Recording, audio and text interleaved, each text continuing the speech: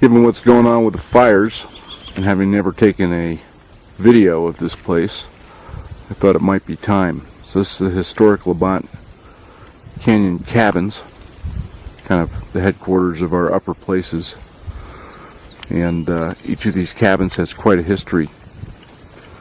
That's the hen house, which was built by the Army in the late 1880s. The Fort Fetterman Road supplied Fort Montana from Fort Laramie, and this is where the gals were housed off both the wagon trains and the military supply trains. And then the main cabin there was built a little bit later by the Army Corps, by the Job Corps, excuse me, when they were building the road. And this cabin is the original cabin built in the 1860s by Trapper Labonte and his Arapaho wife Lola.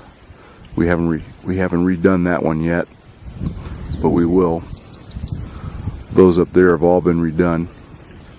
There's one kind of our equipment shed up in there, and then you can see a cabin up in the timber there. That was the officers' quarters back in the 1860s. And then the oldest barn in Albany County, built 1864. We were all propped up and guy wired. Actually had a structural historic engineer come up and guy wire it so it wouldn't fall down. And one of our projects is to take off that roof.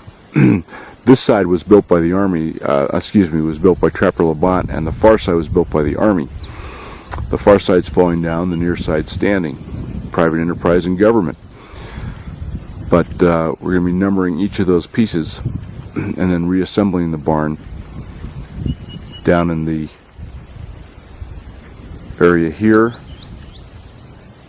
and moving that cabin up to a foundation which is built up, we've already poured up in this flat area. And then you have Labonte Creek coming down by the cabins, very low this year. I mean very low.